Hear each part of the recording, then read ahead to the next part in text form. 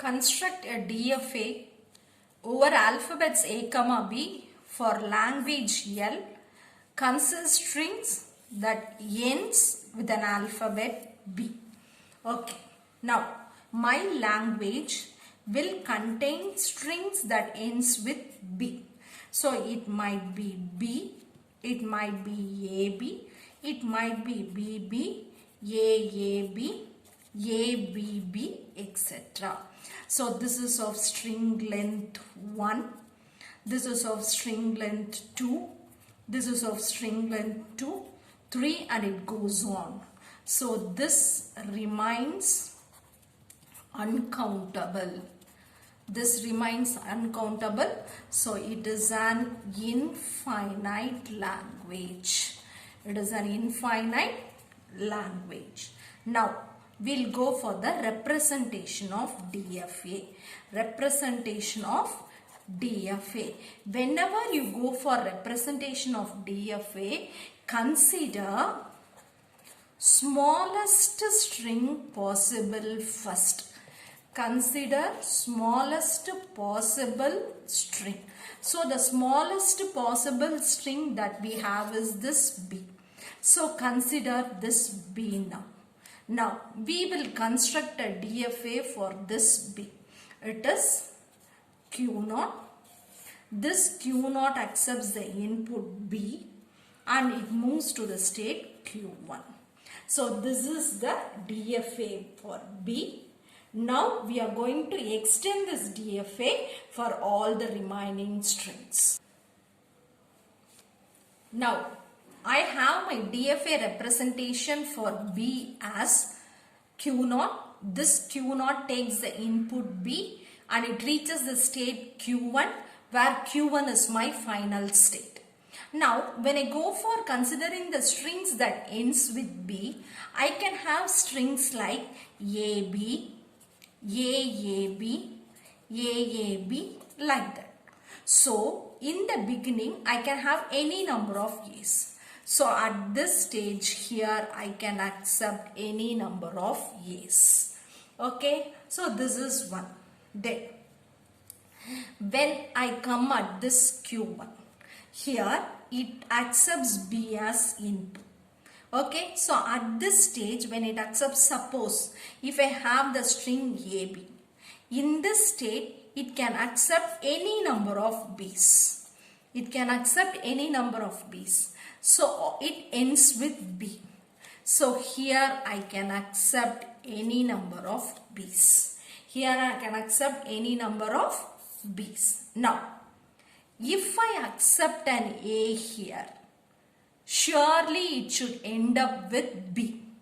So, when I have a string A, when I have the string AB, when my Q1 accepts A as input, surely it should move to this Q0 to accept a B.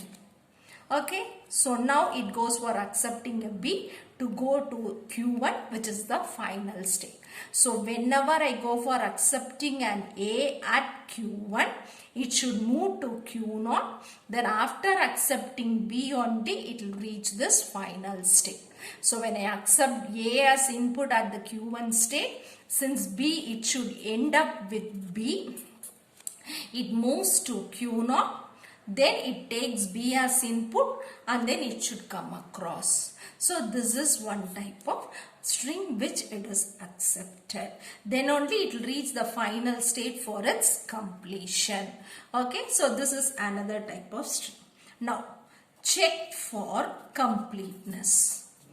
Check for completeness. So, here Q0 accepts both A and B.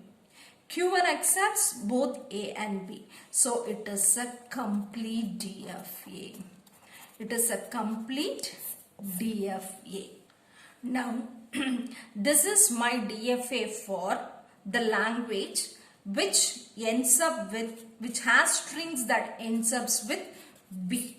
Okay. Now, we have to check whether it accepts only strings with B or not. So, that is for completeness. Okay. So, when you go for checking, you have to check out that your DFA accepts only strings that ends with B and it does not accept strings that does not end with B. Then only your DFA is perfect. Now we'll go for checking out with an example. Now let us consider the string A, B, B.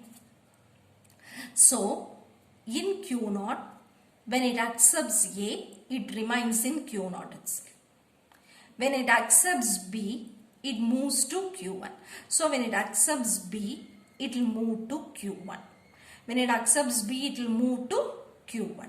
Now, then in Q1, when it accepts B, so here it can accept any number of B's.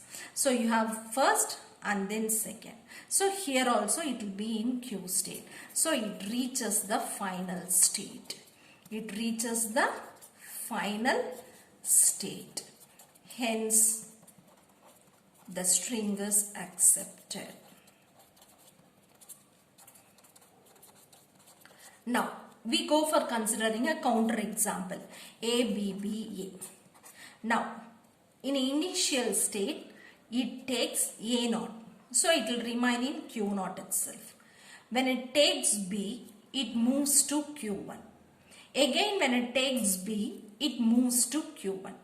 When this Q1 takes A as input, Q1 taking A as input. Note that here your Q1 takes A as input, so automatically it will move to Q0. It will move to Q0.